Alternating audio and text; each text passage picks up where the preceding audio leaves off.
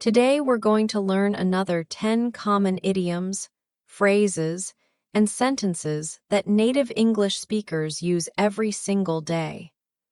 These expressions are super useful, and I promise by the end of this video, you'll understand exactly what these expressions mean and how to use them naturally in your own conversations. Here's how you can get the most out of this video.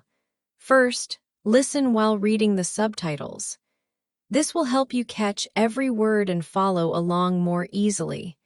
Then, play the video again and try to repeat the sentences out loud, but this time without reading the subtitles.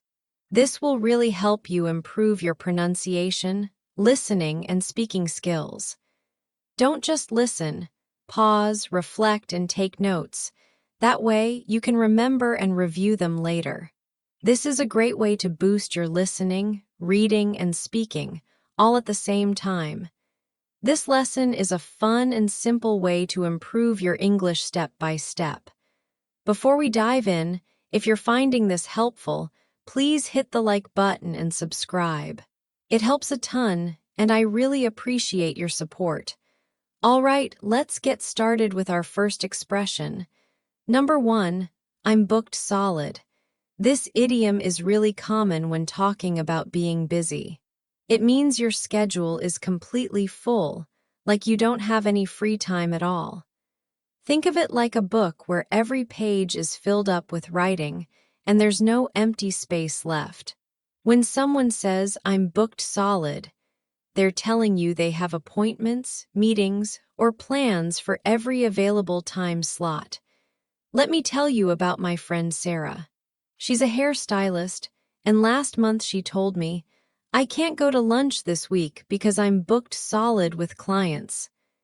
She meant that every hour of her workday was already taken by appointments. Native speakers use this phrase all the time, especially when they want to politely say they can't do something because they're too busy. For example, you might hear someone say, I'd love to help you move this weekend, but I'm booked solid with family events. Here's another one. The dentist told me she's booked solid until next month, so I'll have to wait for my appointment. People often say, sorry, I can't meet for coffee today because I'm booked solid with meetings. Have you ever felt completely booked solid? Let me know in the comments what keeps your schedule so busy. Number 2, mark my words. This is such a powerful idiom that native speakers love to use when they want to make a strong prediction or warning. When someone says, mark my words, they're basically saying, remember what I'm telling you because it's going to happen exactly like I said. It's like they're asking you to write down their words in your mind and save them for later when their prediction comes true. I remember when my older brother was in high school and he really wanted to buy this expensive car. My dad looked at him and said, mark my words, that car is going to give you nothing but problems. And you know what? 6 months later, my brother was spending all his money on repairs. My dad used this phrase because he was so confident he was right.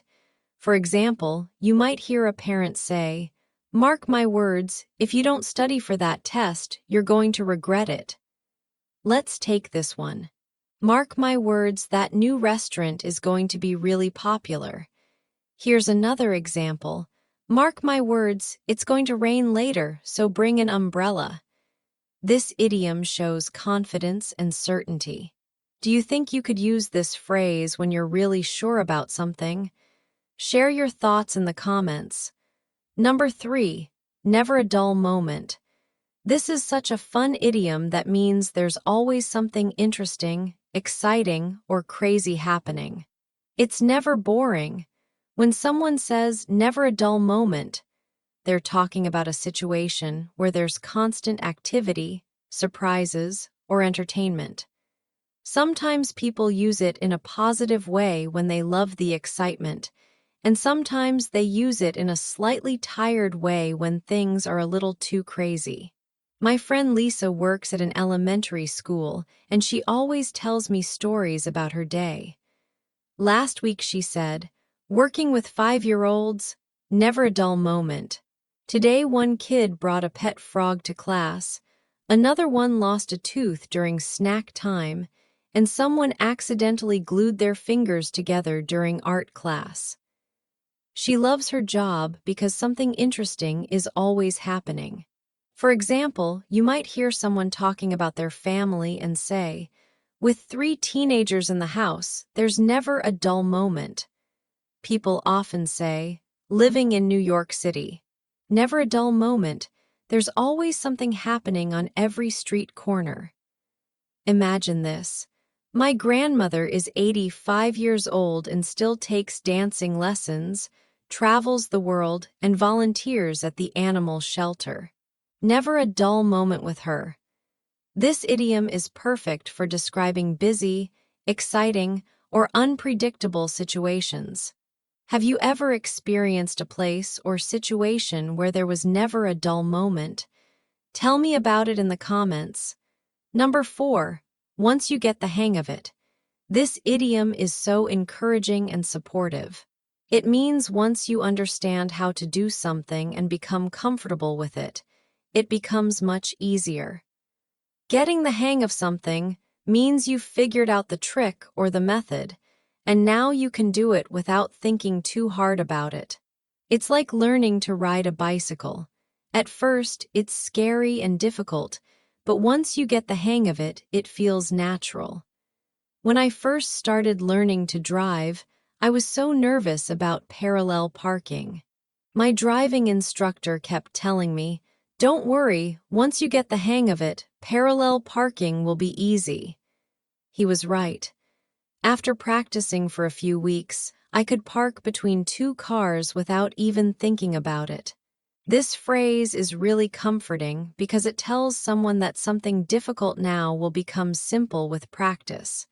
For example, you might hear a cooking teacher say, "Making homemade bread seems complicated, but once you get the hang of it, you'll be baking loaves every weekend." Here's another one. Learning to use this new computer program is confusing at first, but once you get the hang of it, it's actually pretty simple. Let's take this example. Don't worry about making mistakes when you start your new job. Once you get the hang of it, everything will feel routine. This is such a positive and encouraging expression. Is there something you're learning right now that you hope to get the hang of soon? Share your learning journey in the comments. Number 5. Movie marathon. This is a really fun phrase that describes watching many movies in a row, usually for several hours or even a whole day. A marathon is a very long race, so a movie marathon means you're racing through multiple movies without stopping for very long.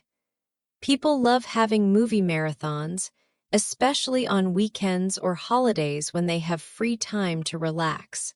Last winter, my roommate and I decided to have a Harry Potter movie marathon. We bought popcorn, candy, and pizza. Then we watched all 8 movies from Friday night until Sunday afternoon. We only took breaks to eat and sleep.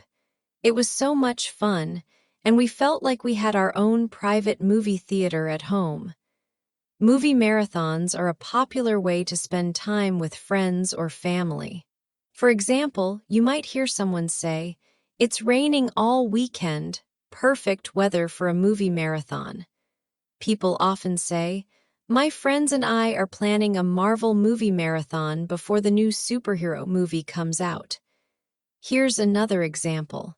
During winter break, I had a romantic comedy movie marathon and watched 10 different movies about love and relationships.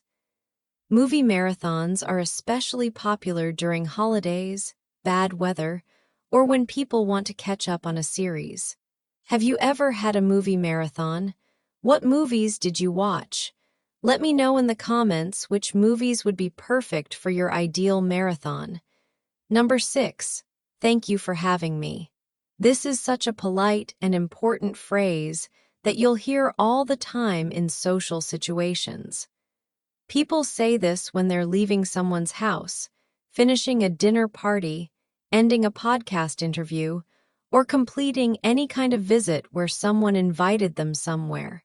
It's a way to show appreciation for the invitation and the hospitality.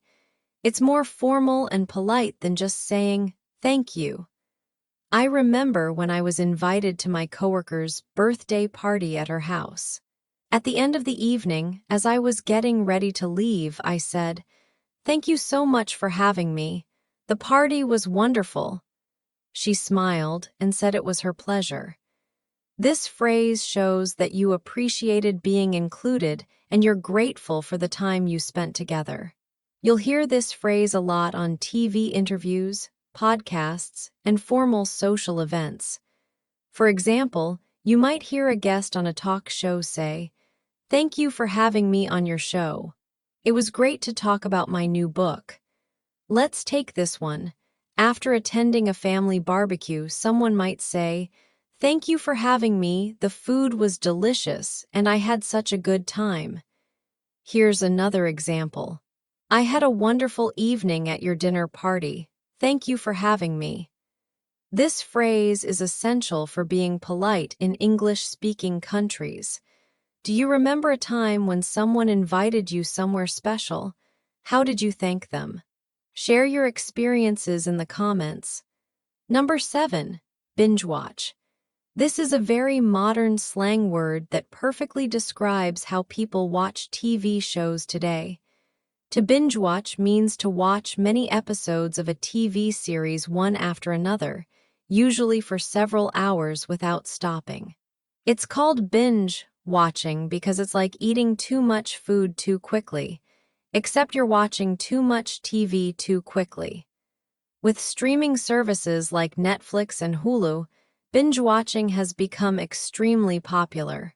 My sister discovered a Korean drama series last month, and she completely binge-watched the entire season in 2 days. She stayed up until 3 a.m. because she couldn't stop watching. She kept saying, "Just one more episode," but then she'd watch 5 more episodes. The next day at work, she was so tired, but she couldn't stop talking about the show. That's the power of binge-watching. It's addictive. For example, you might hear someone say, "I binge-watched the entire season of that new detective show last weekend." People often say, "I'm planning to binge-watch all the Marvel shows before the new season comes out." Imagine this. "I started watching this comedy series yesterday, and I accidentally binge-watched 12 episodes. Now I'm so tired." Binge-watching is especially common with mystery shows, romance series, and comedy programs because they're so entertaining. What show have you binge-watched recently? Or what show do you want to binge-watch next? Tell me in the comments. Number 8, thank you for noticing. This is such a sweet and humble sentence that people use when someone compliments them or points out something good they did. It shows that you appreciate when people pay attention to your efforts or recognize something positive about you. It's more thoughtful than just saying, "Thank you," because it acknowledges that the person took the time to really see and appreciate something. Last week, I got a haircut and wore a new dress to work. My colleague said, "You look really nice today. I love your new hairstyle." Instead of just saying thanks, I said, "Thank you for noticing. I was hoping the new style looked good." This phrase shows that compliments and attention from others mean something to you, and you don't take them for granted. For example, you might hear someone say, "I stayed late to organize all these files perfectly, so when my boss complimented my work, I said thank you for noticing." Here's another one. "I spent hours cooking this special dinner, and when my family said it was delicious, I replied thank you for noticing all the effort I put in." Let's take this example. "I've been working really hard on improving my English pronunciation, so when my teacher said I sounded much clearer, I said thank you for noticing." This sentence works well when someone notices your hard work, appearance, improvements, or thoughtful actions. Have you ever worked hard on something and felt happy when someone noticed? Share your story in the comments. Number 9. That's all for now. This is a very useful and polite way to end a conversation, presentation, meeting, or any kind of communication. It means you've finished sharing what you wanted to share at this moment, but it suggests that there might be more information or conversation in the future. It's friendly and leaves the door open for continued communication later.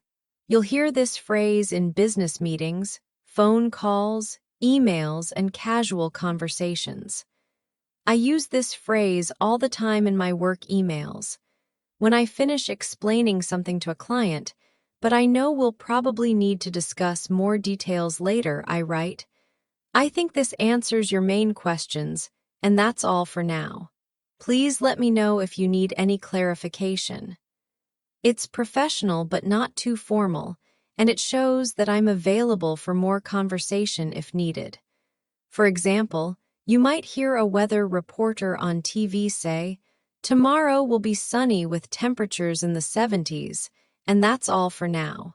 We'll have another update at 11 o'clock."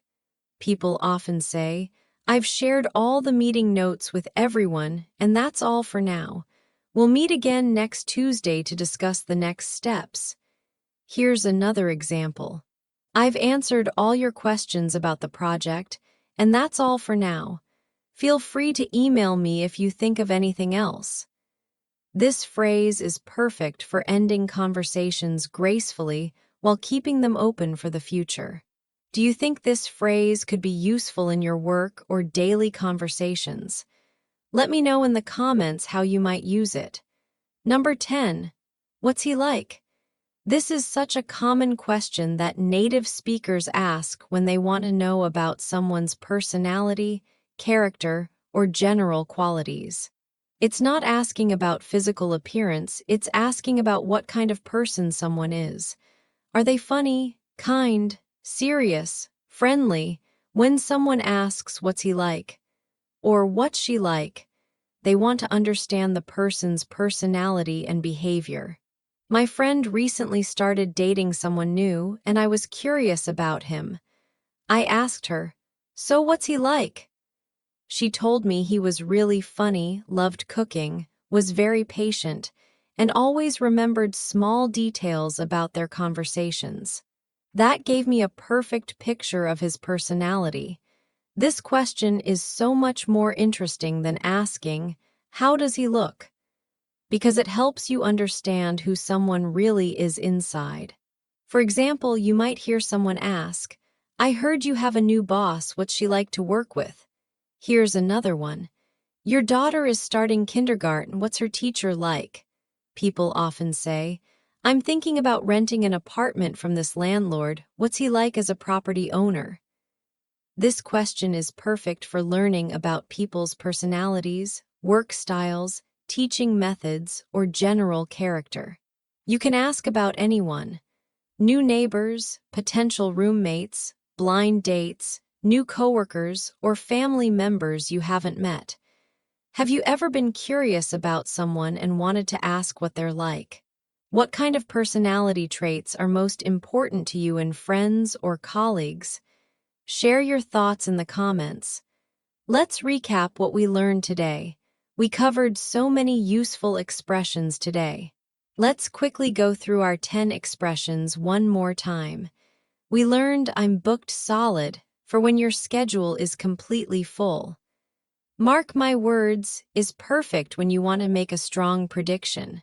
"Never a dull moment" describes exciting, busy situations. "Once you get the hang of it" encourages someone learning something new. "Movie marathon" is watching lots of movies in a row. "Thank you for having me" is a polite way to thank someone for an invitation. "Binge watch" means watching many TV episodes without stopping. "Thank you for noticing" shows appreciation when someone compliments you. "That's all for now" politely ends conversations. "And what's he like?" asks about someone's personality. These expressions are going to make your English sound so much more natural and native-like. Remember, the best way to learn these is to practice using them in real conversations. Try to use one or two of these expressions this week and see how natural they start to feel. If this video helped you understand these common expressions, please hit that like button and subscribe for more English learning content.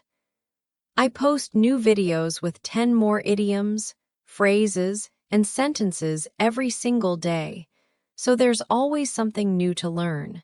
Your support means the world to me, and it helps me create more helpful content for English learners like you. Which of these 10 expressions was your favorite today? Which one do you think you'll start using first? And is there a particular expression you'd like me to explain in a future video? I love reading your comments and hearing about your English learning journey. Take care and keep practicing your English. I'll see you tomorrow with 10 more amazing expressions that will take your English to the next level. Until then, remember that every day is a new opportunity to improve, and you're doing such a great job. Bye for now.